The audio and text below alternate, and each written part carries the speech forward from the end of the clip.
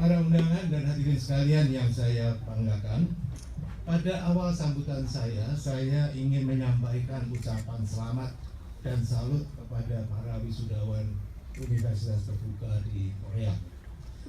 Saya mendapat laporan dari Pak Haji Surya, dari Pak Mulyadi, Pak Reza, dan teman-teman di konsuler bahwa para wisudawan hari ini datang ke Korea utamanya adalah untuk bekerja, mencari nafkah, dan mereka semuanya adalah pekerja yang baik. Di waktu senggang mereka belajar menuntut ilmu di UT tanpa mengorbankan semangat untuk tetap menjadi pekerja yang unggul. Dan hari ini mereka resmi lulus menjadi sarjana, sungguh suatu prestasi yang patut kita banggakan. Ya, kita berikan tepuk tangan. Para hadirin sekalian yang saya hormati, pada bulan Mei yang lalu, pada saat berbicara di hadapan diaspora Indonesia di Korea Selatan, Presiden Jokowi mengingatkan kita semua bahwa kita sekarang ini hidup di era globalisasi yang diwarnai dengan kemajuan teknologi dan kompetisi antar bangsa. Teknologi informasi dan komunikasi telah membuat kita hidup di dalam dunia tanpa batas atau borderless world. Teknologi komunikasi juga memungkinkan perdagangan online, e-commerce, sementara media sosial dan Google membuat semua informasi menjadi terbuka, dapat diakses oleh siapapun tanpa mengenal batas negara. Menurut Pak Jokowi, pada zaman globalisasi, pada era kompetisi dan era teknologi komunikasi seperti sekarang ini, rasanya tidak mungkin kita berkata pada dunia, pada Vietnam kayak, pada Thailand kayak, pada India kayak, tidak mungkin kita mengatakan, sorry bro, Indonesia ini belum siap, kita belum siap untuk kompetisi, tolong tunggu ya. Saya kira itu tidak merupakan suatu opsi. Saya kira kita semuanya bisa setuju dengan Pak Jokowi bahwa kita nggak mungkin kabur dari perang ekonomi global. Adalah suatu keniscayaan bahwa pada era globalisasi ini, siap atau tidak siap, kita tetap harus bertarung, berkompetisi dengan bangsa dan negara lain yang sama-sama ingin mensejahterakan rakyatnya, ingin memajukan perekonomiannya. Kalau kita berkunjung ke supermarket di kota Seoul, kita senang ada beberapa produk Indonesia yang dijual di supermarket, seperti di E-Mart kayak, atau kayak di GS, di 7-Eleven kayak. Tetapi kenyataannya kita kalah start. Kita lihat ada pisang, ada mangga dari Filipina. Kita tanya apakah ada mangga dan pisang Indonesia di supermarket di Korea. Kita lihat banyak kue kering, kopi, manisan, mie instan dan sebagainya yang datang dari Vietnam, dari Thailand. Sekarang kita ngomongin turis Korea. Ini ada dari Garuda, Pak Bupati ini sering mengeluh. Tapi sebenarnya turis Korea yang datang ke Indonesia itu kan cukup dibandingkan dengan turis Korea yang ke Thailand dan ke Vietnam, kita itu nggak ada separuhnya. Jadi kalau saya lihat statistik tahun lalu, turis Korea yang ke Indonesia kurang dari 400.000. Turis Korea yang ke Thailand lebih dari 1,2 juta. Di sini teman-teman, khususnya yang dari IIPC, termasuk juga Forum Ekonomi Pak Ferdi, ingin menarik investor Korea untuk buka pabrik di Indonesia. Ternyata Myanmar, Malaysia, Vietnam, mereka itu sangat agresif, kasih insentif dan memudahkan semua investor Korea di tempat mereka. Di Myanmar ada satu cerita, seorang investor Korea, dia bilang ada dia berkunjung ke Yangon, diberitahu invest saja di Myanmar pasti lebih untung, lebih efisien dibandingkan dengan di Indonesia. Jadi negara lain itu agresif. Mereka pengen investor Korea datang ke negara ini. Terus Indonesia harus ngapain? Apakah kita diam? Kita harus bela diri, berkompetisi? Karena faktanya memang kita ini, meskipun negara-negara yang saya sebutkan itu adalah sahabat kita, tetapi kita hidup di era perang ekonomi global dan perang ekonomi regional.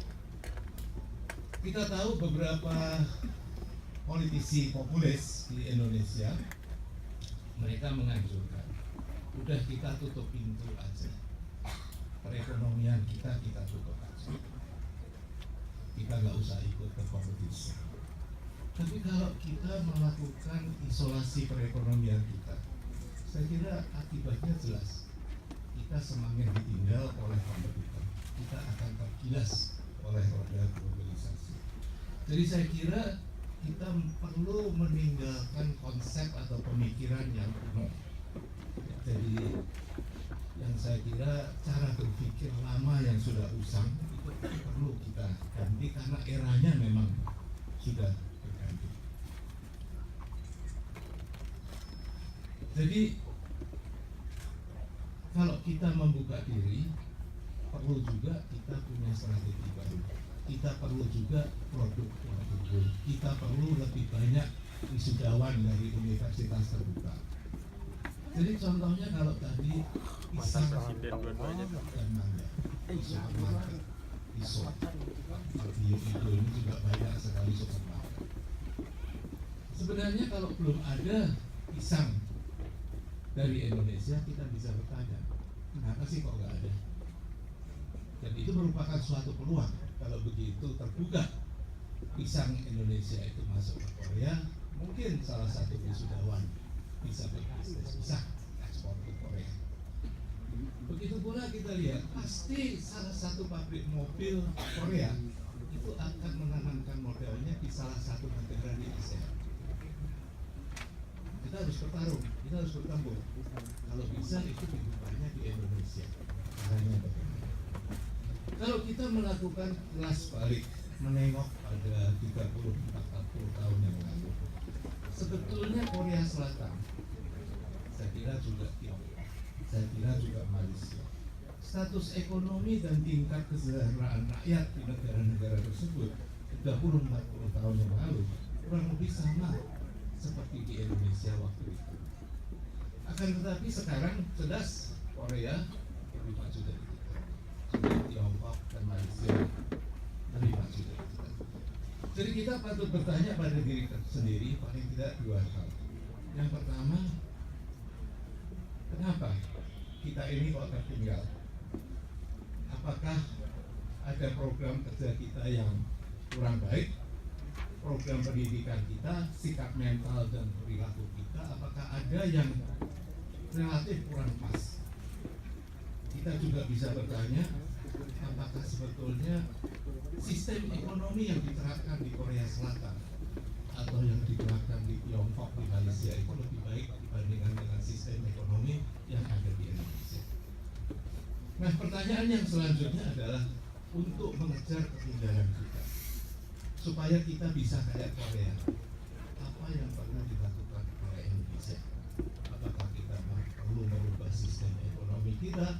Apakah kita perlu membuat kebijakan-kebijakan yang baru? Supaya pada akhirnya dalam waktu 10 tahun, 15 tahun kita bisa mengimbangi kesejahteraan yang ada di Korea. Pak Jokowi memakai istilah revolusi mental.